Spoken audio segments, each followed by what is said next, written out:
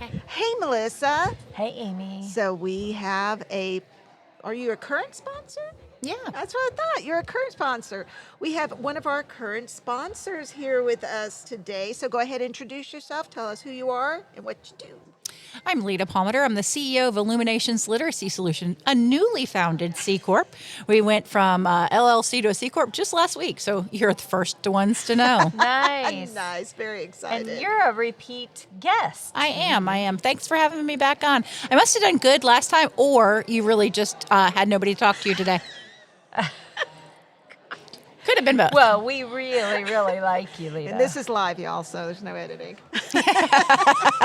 Well, we are at ALTA, and it is fun, and we're in New Orleans, so That's fun, we just too. take it easy and let the good times roll. So Got the That's good, right. Isn't that their motto? that is the motto. That's what I thought. It's my favorite city in all the world. So Really? Oh. Really? absolutely. What do you like to do here?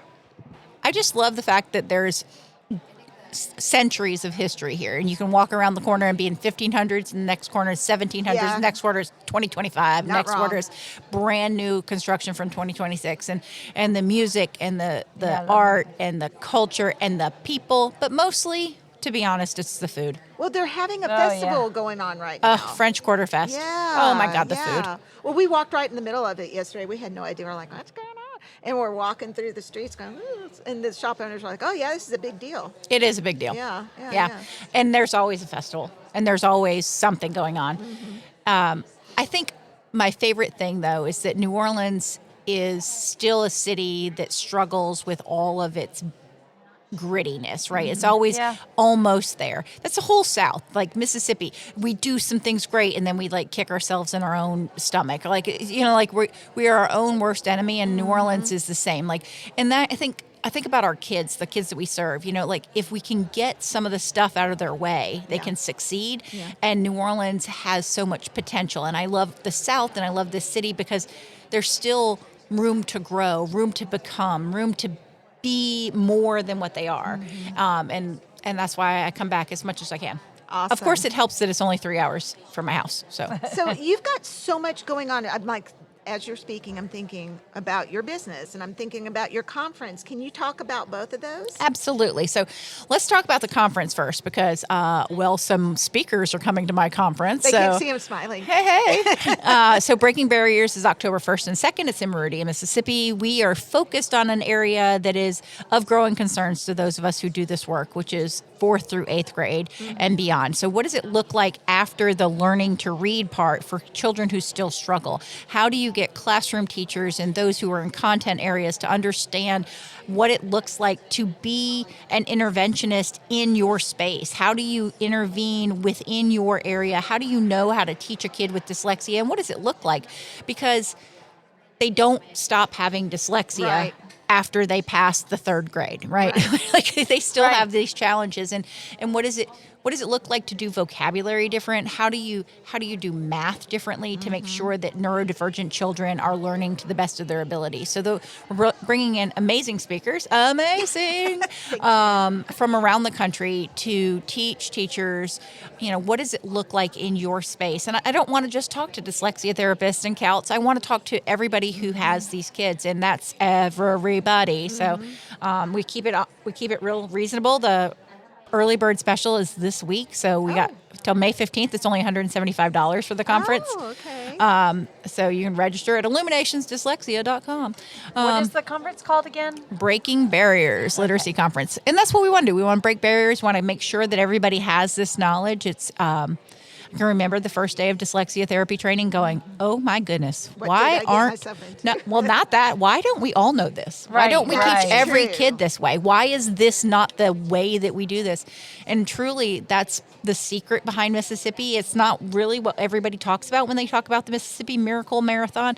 But if we had not plowed the fields as dyslexia therapists, had we not seeded the ground with all of the science of reading before it was called the science of reading, all of the laws would have fallen on deaf ears. But there were those of us who had gotten that training out there. We had trained hundreds and hundreds of CALTs before the laws passed. Yep.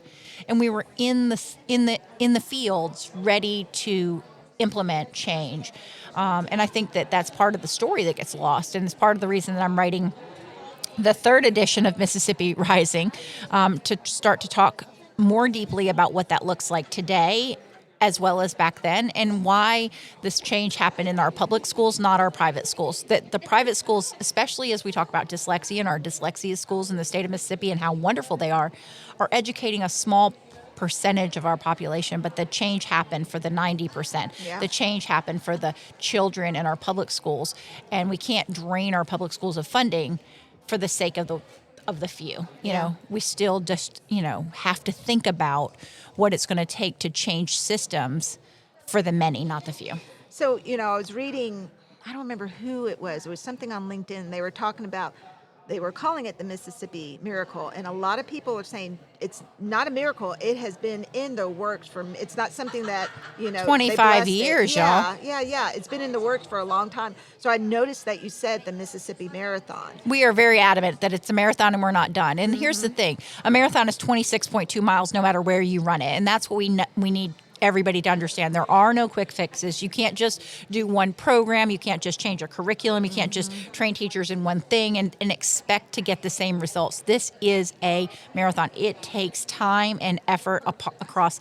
And I feel like, it's the Finding Nemo moment. Just keep swimming, just keep swimming. Everybody has to be swimming in the same direction. Your legislation, your teachers, your Department of Training. You also have to have philanthropic investment to fill the gaps for funding. You have to have private schools and public schools all agree to do this thing for the benefit of our kids. You have to get people out of the way for the sake of pride to do the right thing for children. Yep. And when we all focus on that, we win. When we focus on the kids, we will always win. Excellent. I remember you were mentioning earlier about going to the training and thinking, why doesn't everybody know this? And that made me remember also listening to the structured word inquiry from Dr. Bowers. And I was thinking, why doesn't every classroom teacher know this? This is eye-opening. Of course and it I is. think that's where I love your approach, where you're trying to get everybody. Not everybody has to be a therapist to help kids,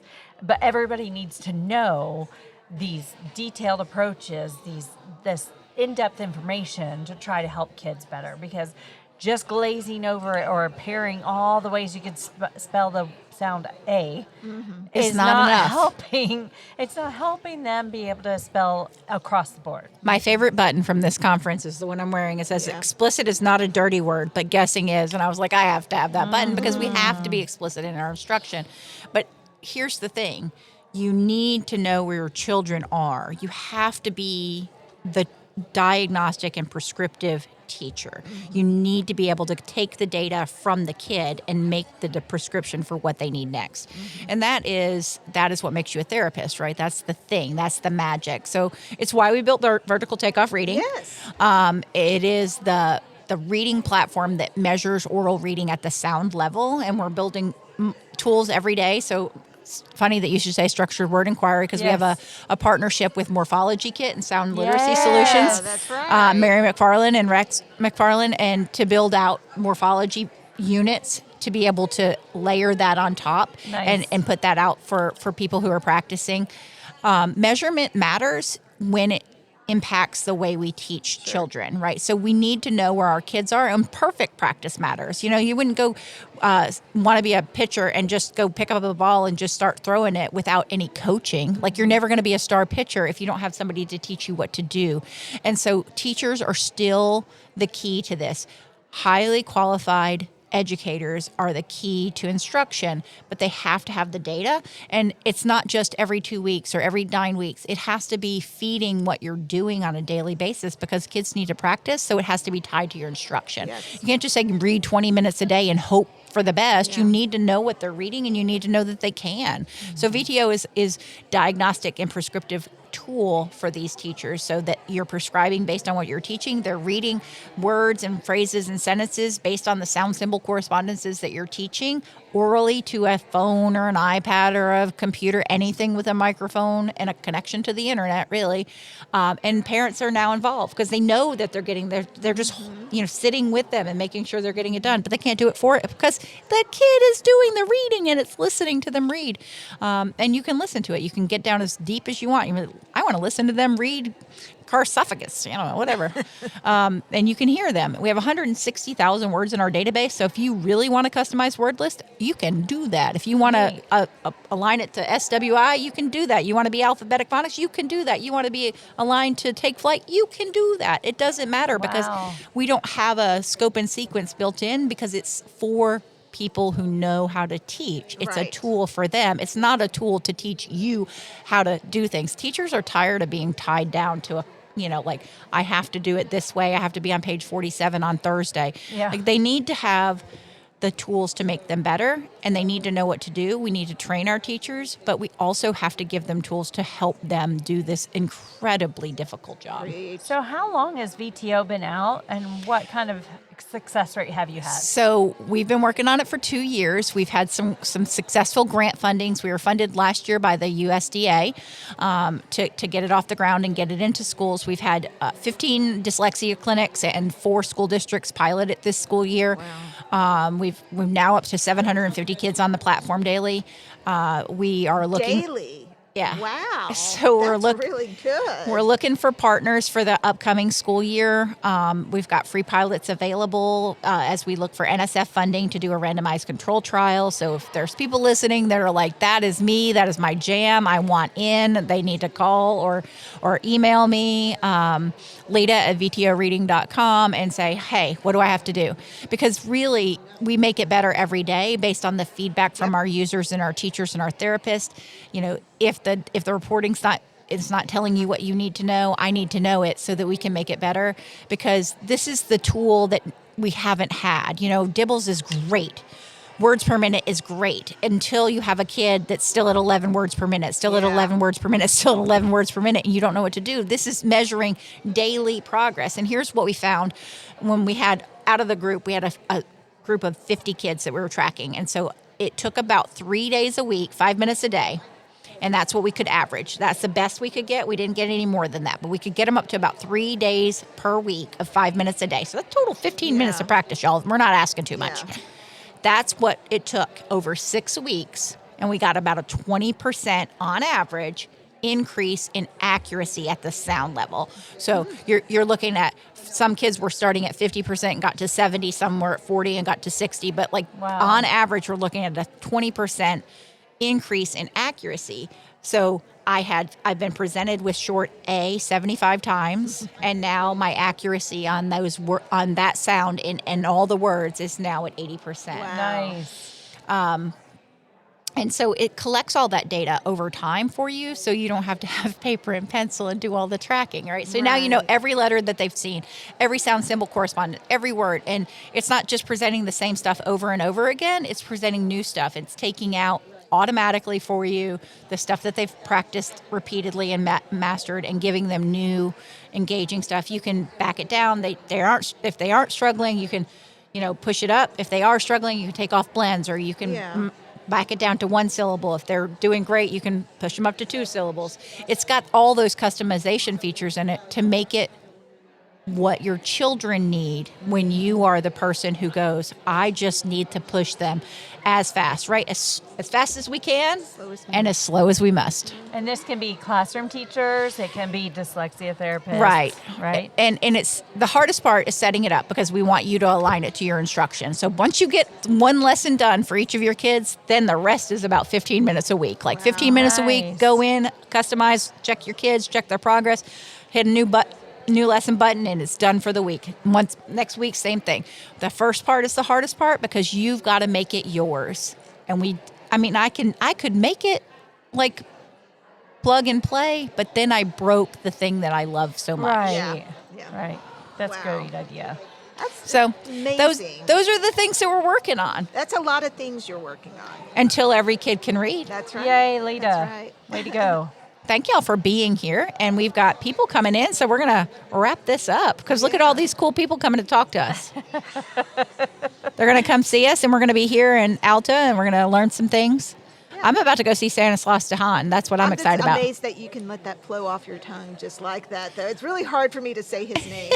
I've actually heard him speak twice, and I've met him a couple of times through our Lunch and Lit group. So, I have to say, Kelly Butler's doing something. She's got her and Kimiana Burke and somebody else is doing a podcast about the Mississippi Marathon coming up later this month. And I will forever be grateful to Kelly for inviting me to the Barksdale Lunch and Lit so many years ago, because I've met all of my heroes in that Zoom room, and I've gotten to know some of the coolest humans. Yeah. And here's what we know. Those of us who work with kids and who do this work, whether you're a researcher or a therapist or a teacher, we all have the same heart. We want all children to read. This is the mission, and we all share the mission. And when we focus on the mission, we can get all the rest of the stuff out of the way. Absolutely. Yeah, it's a cool world to live in. Yeah, no, you're very inspiring. So glad. What is it, Little May? Part of your world? I don't sing, so there you go. There you go. There's a reason. But we're so thrilled that you're here and you came back to speak with us, and we're just so excited to see what comes next. Well, I'm glad y'all do a podcast, because I tried and I suck at it. So I'm going to leave that to you, and I'll come be on your podcast anytime, and I'll help y'all be successful. But I really have learned that this is not my jam. I can come talk to y'all about the things that I love to talk about, but just hanging out and talking on a podcast, I'm like, I don't like this. Just doing it all. Like, I had to set my timer, and I was like, it's the day that I got to do a podcast. Yuck. But we talk to such amazing people. I know. And that was wonderful. It was also like, not like I want to be the person that comes to talk to y'all, not the person that has to beg people to come talk to me. That makes sense. That makes sense. I get it. That makes sense. I'm like, y'all doing a great job. Just keep it up. I'm not taking your job. You keep doing it. All right. Well, Thank it y'all. doesn't pay much. Let me put that out there. So Also that. I was like, I could do so many other things with this. All right. Y'all keep doing a great job. Thank you. you. I appreciate you. y'all. Bye.